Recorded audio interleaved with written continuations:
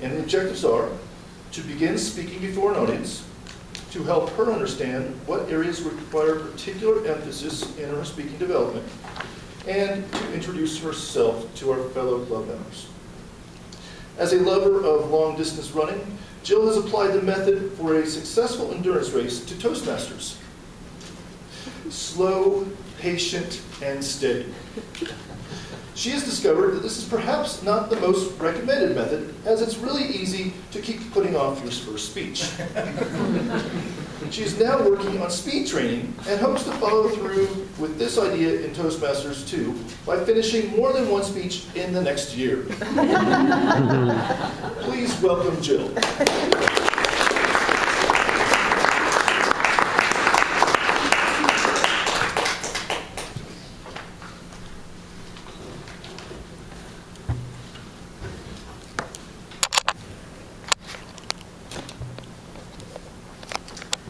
Good morning, fellow Toastmasters, and welcome to guests. I am here this morning to tell you a little bit about myself and how I want to do everything. I want to do everything. I want to take every trip. I want to climb every mountain. I want to ski every fresh powder field, run every trail, read every book, pick up every extra shift at work. The list goes on and on and on. This desire to do everything actually makes it nearly impossible to do anything. Because I'm always thinking about the next or better thing that I want to do, and I never decide on anything. I applied to this speech what I'm working on in life: making a decision, sticking to it, doing it well, and not worrying about everything else that I want to be doing. Decisions make it possible to do everything. So I'm going to tell you about the 3 decisions that have defined my life and brought me to this point. The first decision happened when I was 21 and in my first senior year of college.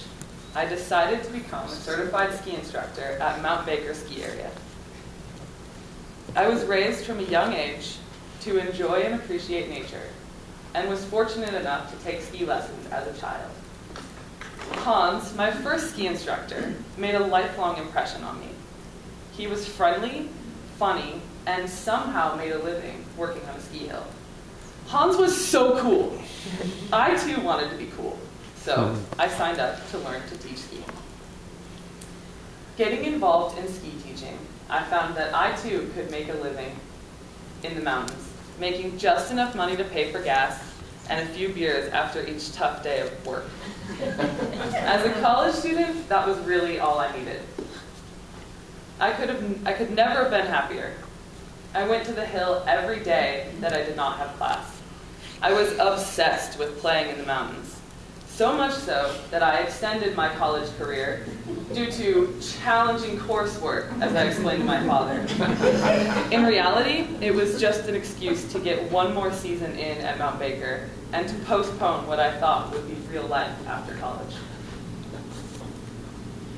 This notion that I could spend my life inspiring others to play in the snow and pursuing my passion for nature and skiing stuck with me.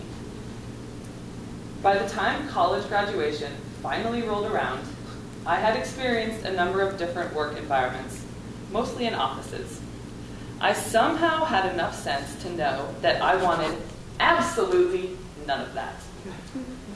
So instead of finding a job and purchasing professional business attire like most of my classmates, I traded in my Crocs. Yes, Crocs were popular in college. And purchased a pair of Ugg boots and moved to Park City. Moving to Park City at the age of 23 to take a full-time ski instructing job was the second most important decision of my life. I had escaped the rainy gray northwest skies. It was sunny here all the time. I had energy, I felt alive, and life was fun. I am so grateful that I made that decision, that second decision of my life. Park City is amazing. We have all of the glory, the sun, the trails, the snow when it comes, and the skiing.